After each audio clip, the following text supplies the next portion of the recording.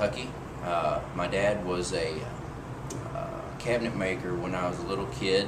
I remember growing up in his little shop that was near Hydro, and always having a hammer and a block of wood to play with when I was in the shop with him. Woodworking just always made sense to me. It was what I grew up doing, and it was what I did. It was never a hobby. So I was able to make a life out of it, and now for 11 years I've made my living building furniture and selling it around the country.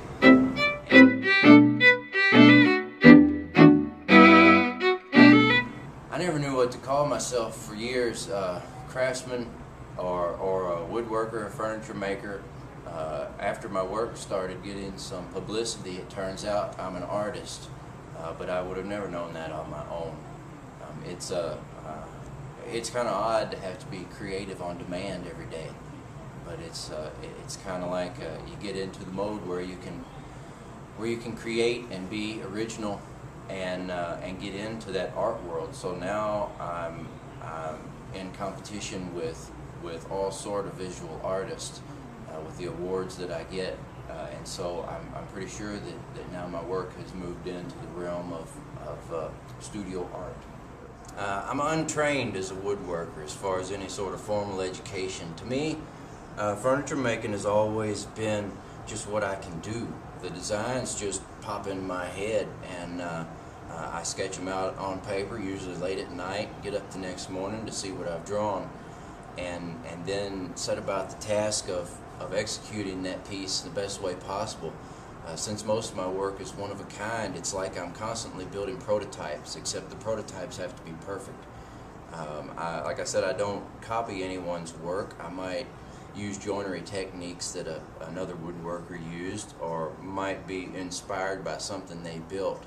But you'll find that through my work, there's a constant, steady stream that makes you be able to tell that it's my work.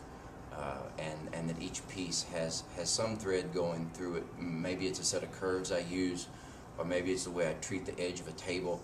But you'll see similarities throughout my entire portfolio.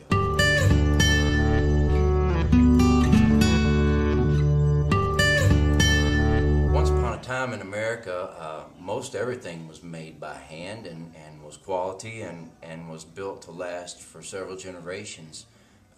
Nowadays, it's just a small group of us that build furniture by hand, one piece at a time.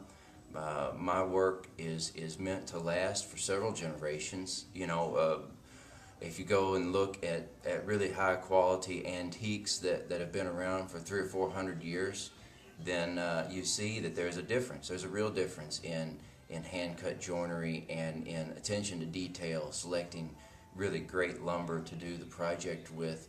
And that's really what sets the work of a studio furniture maker like me apart from what you buy at a store. It's real. Cool. It wasn't until 2004, 2005 that I really got into the art side of furniture making. Since then, I've exhibited all over the eastern side of the country in shows that I never dreamt I would be able to exhibit in.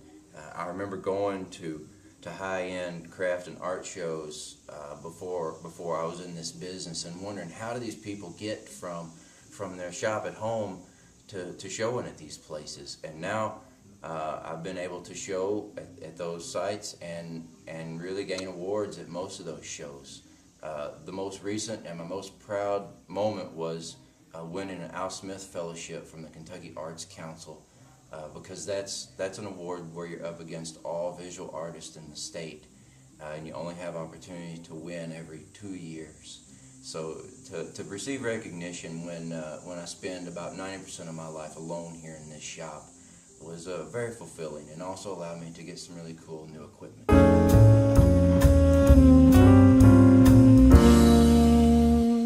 So it's a pretty long road from an idea for a chair to a finished product. The toughest thing that I ever make is a chair. This is the basic outline for one of my rocking chairs. It started out with watching cartoons and seeing the Superman S, and with a Sharpie marker and a notebook, working and working and working with that shape until I came up with a comfortable form for a chair. But to get from a plywood pattern like this to a functional chair can be a 3 or 4 month journey for the first one, and consumes an enormous amount of shop time. But it's a challenge that I continue to encounter, because there's something about having a really great chair. And so through the years, I've probably tried 10 or 12 different designs of chairs, and I'm sure I will continue to as long as I have a shop.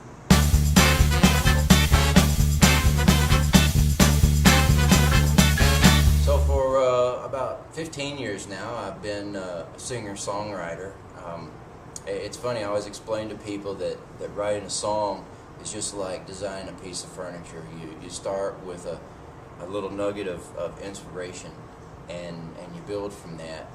And in the same way that I compose a song and build the story one line to the next, that's how I design my furniture. I try to never copy anyone's work in either one of the worlds where I exist.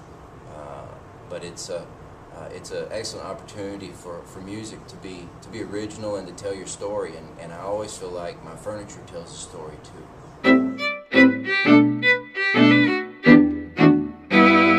You can find my entire portfolio as well as information about how to purchase my work at mwhittley.com. If you're in Southern Kentucky, you can visit the Gallery 916 on State Street in Bowling Green. They're my representation in Bowling Green.